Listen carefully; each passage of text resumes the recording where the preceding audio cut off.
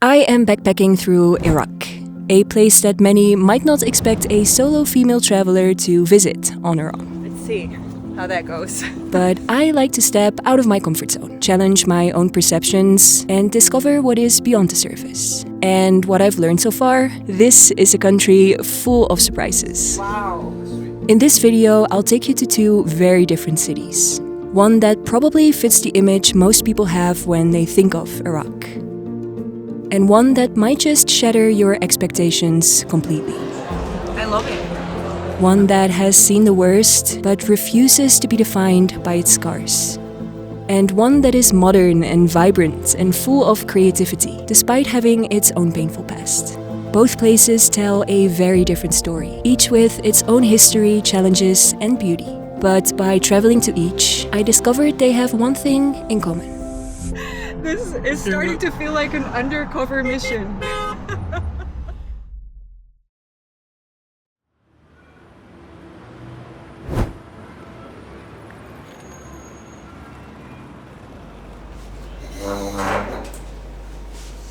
Welcome to Suly, or Sulaymaniyah, or Sulimani. I think this place has like 1,000 different names. I'm just gonna go with Suly because it's nice and short.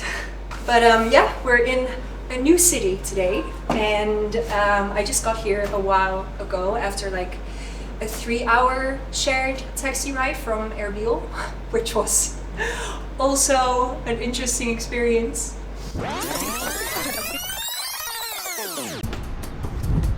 After a ride to the garage in Erbil with the coolest taxi driver ever,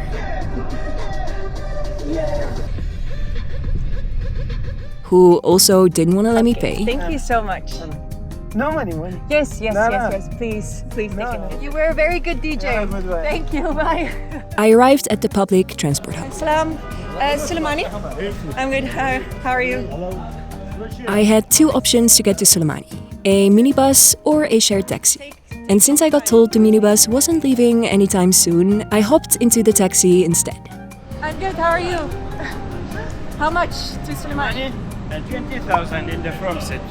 20,000? Yes. But since I'm Dutch and we are cheap like that, I decided to refuse the front seat and save a few bucks. And let's just say the back seat was very cozy. And right now, I am actually in a hostel. Yes, a hostel. And I know what you might be thinking. Iraq, that's not really a backpacker's destination, right? Right, like this is literally the only hostel in the entire country. And it's right here in Suly. I mean, to use the word hostel might be a bit much. Let's just say it is very, very different than most of the hostels I have stayed in my life. And I've stayed in a lot of hostels. Found it! Let's see what this is gonna be like. Salam. Like a dorm, female dorm room. This is too funny. Well, welcome to my dorm room. This must be the tiniest dorm room I have ever stayed in. Let's see if this door opens. Yes. Okay, I do have a little adjacent room and a beautiful, beautiful view, as you can see. So basically this is a 2-person dorm room, female dorm room, and since I am the only female traveler, I think I am actually the only traveler right now staying in this hostel. I have it all to myself, which is good because there is definitely not of a space here. It would be a bit tight for 2 people, I think. And then they told me that I can use the bathroom next door.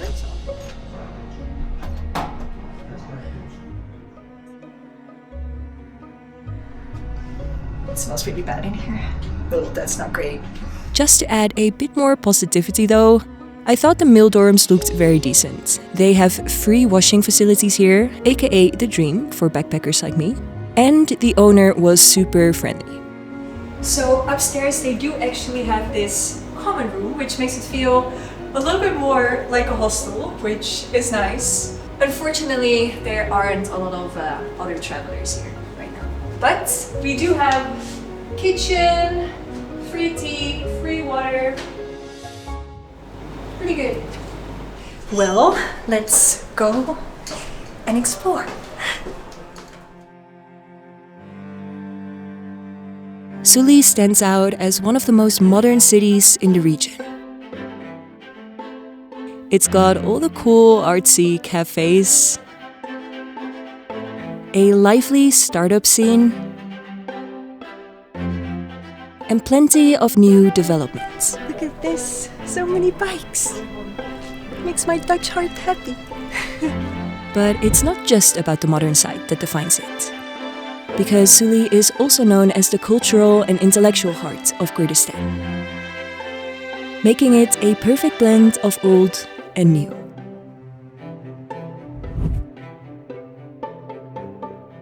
The vibe here felt super relaxed, with a peaceful, friendly atmosphere that made you feel right at home.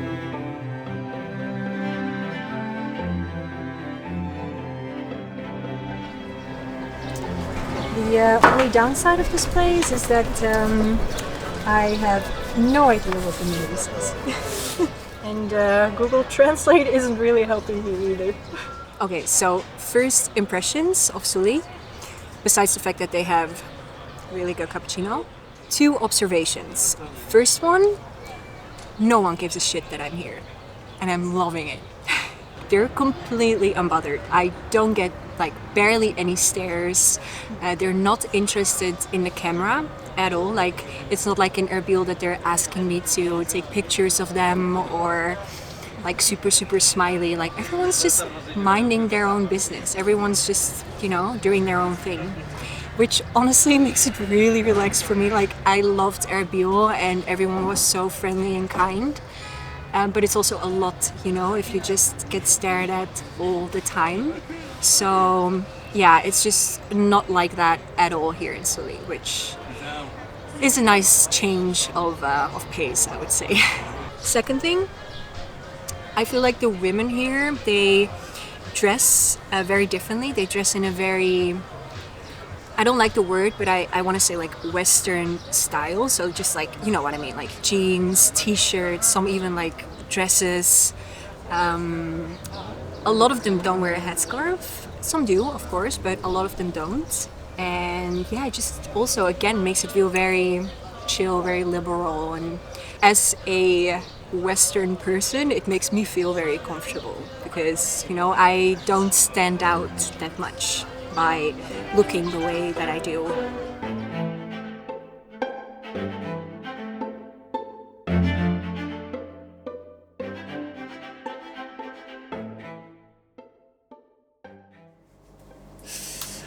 Okay, so before we keep exploring, I quickly came back to my hostel room to do something very important, my weekly therapy session. And since I do it online, I can literally do it from anywhere I want, as long as I have a good internet connection. As some of you might know, I see my therapist through BetterHelp, and I want to say a huge thanks to them for being the paid partner of this video. So I love more raw, off the beaten path travel, and sometimes pushing myself to do some pretty rough adventures. For me, that's just the most rewarding kind of travel, but I'm not gonna pretend that it's always easy, because it's not, especially not doing it all by myself. And even here in Iraq and Kurdistan, travel has its challenges, whether it's trying to figure out local transport when no one speaks English, or figuring out a new place to sleep each night, or deciding what's safe and what's not. It all adds up. And that's exactly why I make it a priority each week to talk to my therapist and work on my mental strength. Not just because of the way that I travel, but also because I feel like taking care of your mental health is just so important to be able to live a grounded and balanced and happy life. Therapy is truly one of the best tools I've found, and I think everyone can benefit from it. It's just so nice to be able to talk to someone who is trained to help me process what I'm feeling, or bring clarity to things or just offer support when I need it. And I honestly think we should normalize it more. Like, in so many places, therapy is still considered to be this taboo thing. But there's like nothing weak about wanting to understand yourself better. I think actually it's a sign of strength. BetterHelp's mission is to make starting therapy easier. The only thing you have to do is fill out this short questionnaire and they'll match you to a credentialed therapist based on your needs and preferences. You can talk via your laptop or just your phone or even messaging, just totally what feels most comfortable to you. So if you decide to try it, I'm super proud of you. You can go to betterhelp.com/Flora Gonning, or you can just click the link in the description down below. And this will also get you 10% off your first month of therapy. Anyway, now it is time for my session. I'm like honestly excited for this.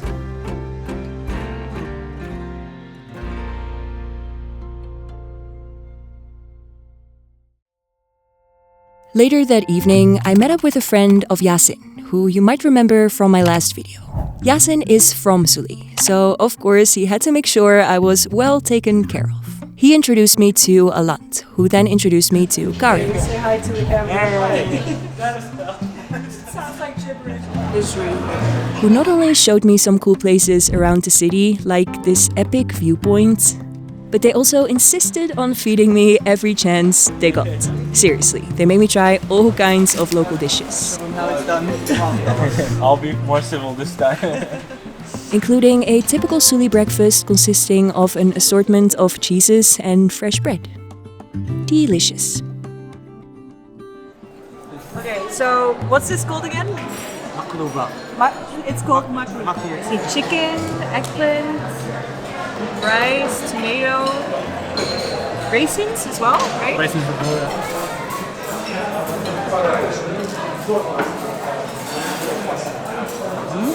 Wow, that's really good. There's like so much flavor. I love it. Okay, I'm gonna say it. Best meal I've had in Kurdistan so far. This was so good. So good. What was the name? Makluba. Makluba. Makluba. Try it when you come here, people. Makluba. Ooh, I'm so full. After all the food, we went to explore the huge art scene that is going on here in Suly. You're so cute. Yes, apparently this place is home to a rich tapestry of theaters, galleries, and museums, making it a hub for writers, musicians, and artists from Kurdistan and beyond.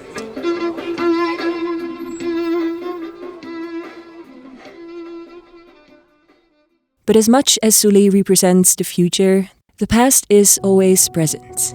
And to understand how far this city has come, I'm visiting a place that serves as a powerful reminder of the struggles that the Kurdish people have endured.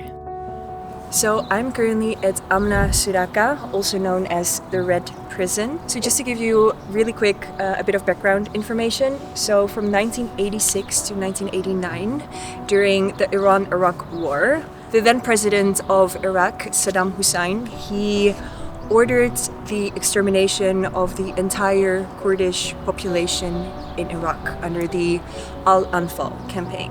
And as a result of that campaign, thousands and thousands of Kurds were imprisoned right in this building behind me. They were tortured, and more than 180,000 Kurds were murdered. So basically, this here is Saddam Hussein's house of horror, and it portrays in a very sad way the genocide that was committed against the Kurdish people as well as the Assyrians when Hussein invaded Kurdistan. And despite what many people might think, there were also women fighting side by side to men. The infamous Al-Anfal campaign involved mass killings, village destruction, and most notoriously, the widespread use of chemical weapons. Most shockingly, in the 1988 Halabja attack that killed thousands of civilians in a single day. So yeah, even though Suly is a place of beauty and modernity and pride, like that didn't come out of nowhere. And also the people here had to go through like some really hard times and some really bad struggles to get to where they are today. And I think it's important to remember that too. Suly's inspiring story is one of hardship and recovery, a place that is clearly thriving now. But just a short distance away, there is another city marked by a very different kind of struggle, one that is still in the process of healing. Okay, so I actually got back to Erbil yesterday, and today we are headed to yet another city. It is a place with quite a deep and heavy history, and I honestly think it's going to be quite an intense day. I think it's going to be quite hard to see some of these things, but at the same time I also believe like it is an important part to see as well. So yeah, today we're headed to Mosul. But instead of exploring on my own today, I have actually arranged a guide. Yay, there you are! Meet Sardar, everyone, from Kurdistan and Iraq tours. Hey! So Mosul is a place with such a heavy and complex history, and I wanted to make sure that I do it justice. Like, the people there have been through so much, and especially with the recent ISIS occupation, and there's just a lot to understand there. Like, this is not an easy place to explore, and I guess I just wanted someone to help me navigate all of this in a respectful and meaningful way, which is why I'm here with Sardar. Can I have a coffee? Yes, please. Yeah, sure. How to make me happy. It's like takeaway coffee in the car. It's like the best thing ever. Yes, please. And Sardar here, he is incredibly knowledgeable about this place. I think he's been showing around people around Mosul and the rest of Iraq for a long time, right? Yeah. It's a long time I'm working as a guide, nearly over 13 years. Wow. During the 2-hour drive from Erbil to Mosul, you pass by some displacement camps that are still remnants of the ISIS period. This one's right here. Their case is a little bit complicated because their father or their brother or somebody from their family can be from ISIS, or they are very, very poor. They don't have anything left. Due to their connection to people who were involved with ISIS, their legal status is complicated. And for many, it's extremely difficult to leave or rebuild their lives.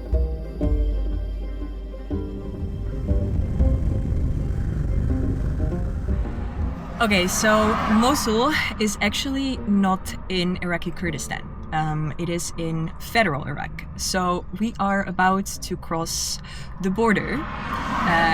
It's like an actual border here, and I'm a bit nervous. I'm curious to see how it goes. Okay, so we're gonna have a stop here so that I give you some kind of instructions before we get into there. Okay. And then we will be fine. Yeah.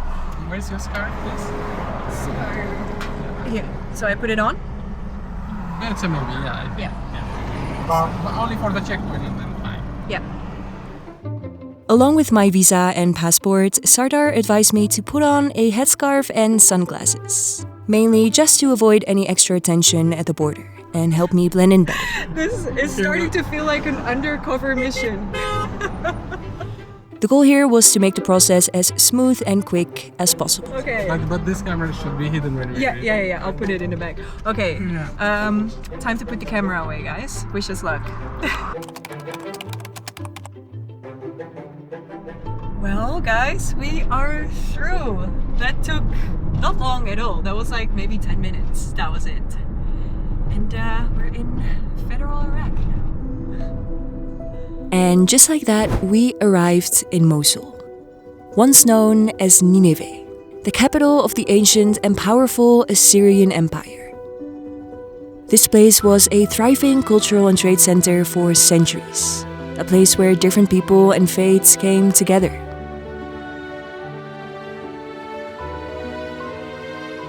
The first impressive sight we spotted was the Mosul Grand Mosque.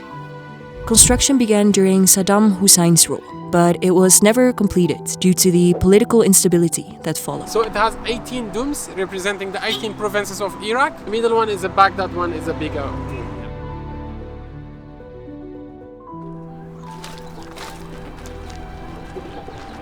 Okay, so right now we are actually in East Mosul. Am I correct? Yes. This is East Mosul. And right over here you see West Mosul, which was the part that most of the fighting took place in, and also the part that was largely destroyed by ISIS. So yeah, we're gonna cross over the bridge now and explore more of this area. Back in 2014, the city's most tragic, darkest chapter began, when it was captured by ISIS, and they made it their de facto capital in Iraq. It had been ISIS's biggest military victory so far, and it threw Mosul into the global spotlight as people watched in disbelief at how powerful the group had become. So it was actually right here, right under that green dome that you see behind me, the Al-Nouri Mosque, that the leader of ISIS, Abu Bakr al-Baghdadi, declared the creation of the caliphate, with himself as the caliph, so the leader of all Muslims. And it was actually the first and the only time that he ever appeared in public. For nearly 3 years, the city was under ISIS rule, and Mosul was subjected to extreme violence and destruction. Thousands of people fled, most heading up north to Kurdistan. For those who couldn't flee, ISIS gave an ultimatum. Either convert to Islam, pay a religious tax known as the jizya, which most families couldn't afford, or face execution. As you can see, these are all bullet points, and you can even see a bullet right here. Many of the women and children were forced into slavery, and entire communities were torn apart. It's hard to see, I'm not gonna lie. Like, I cannot even imagine or try to grasp what the people that lived through all this must have felt. Mosul became a shadow of its former self. ISIS made a deliberate effort to erase the city's rich heritage, destroying churches and mosques and ancient monuments that had stood for centuries. This wasn't just about war, it was about wiping out the very identity of the city and its people. So before ISIS, Mosul was actually home to a very diverse population. Like, there were Kurds living here, Christians, Yazidis. But then ISIS came and they imposed this very strict, radical version of the Islamic law. And they persecuted anyone that wasn't following that specific religion. And much of that diversity was lost. And as you can see behind me, this church was completely destroyed as well, just like many, many other religious monuments that ISIS just decided to erase, basically. In October 2016, the battle for Mosul's liberation began. Old Mosul became a stronghold for ISIS, as this part of the city was difficult to infiltrate due to its narrow streets and tightly packed buildings. Apparently, my guide just told me that these tunnels right here, they were actually dug by ISIS, and they used it as kind of a strategy for fighting. Our walks in the old neighborhood, you might see it's written safe and ticked. It means already it's been cleared up by the teams of demining, or So because used to be many explosives and bombs and things was left, but then later on the teams came and they cleaned up. So after months and months of fighting by the Iraqi forces as well as the Kurdish Peshmerga and an international coalition, Mosul was finally freed in 2017. But yeah, as you can see, the remnants of the war are still very, very visible, with much of the city just destroyed, like reduced to rubble, and many, many lives scarred forever, obviously. Today, Mosul is still in the process of rebuilding. But new businesses are opening almost every day, and reconstruction of the old city is happening at a really impressive pace. Though it will take years for it to be completely rebuilt. What is even more impressive, though, is the incredible strength of the people here. Despite everything they've been through, they're pushing forward with hope and determination, rebuilding their lives and working towards a peaceful future. And slowly, Mosul is coming back to life. They may have tried to erase it, but some things refuse to be broken. So right now we are actually standing in front of the clock tower church, or how do you call it? In Arabic, كنيسة الساعة. That, I cannot pronounce that, I'm sorry. But anyway, so this church was actually not that badly damaged by ISIS. So it was one of the few religious sites that actually survived quite well.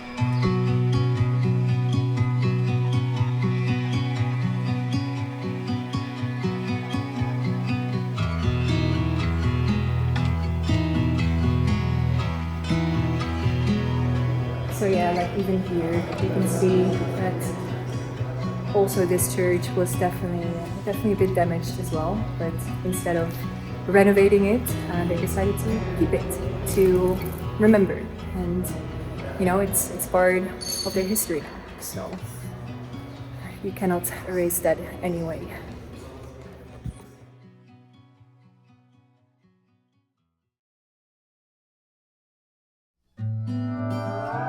After exploring all the cities, I wanted to find somewhere a bit more peaceful and quiet, away from all the chaos. So we made our way to the Mattai Monastery. This place is one of the oldest Christian monasteries still in existence, dating back to the 4th century.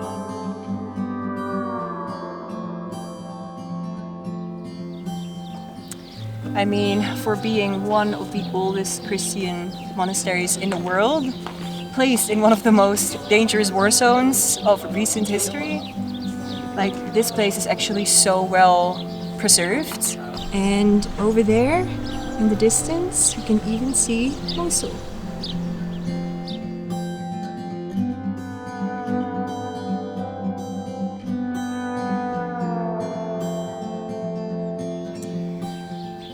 When I decided to come to Iraq, I, of course, was expecting to see a lot of history and some scars as well.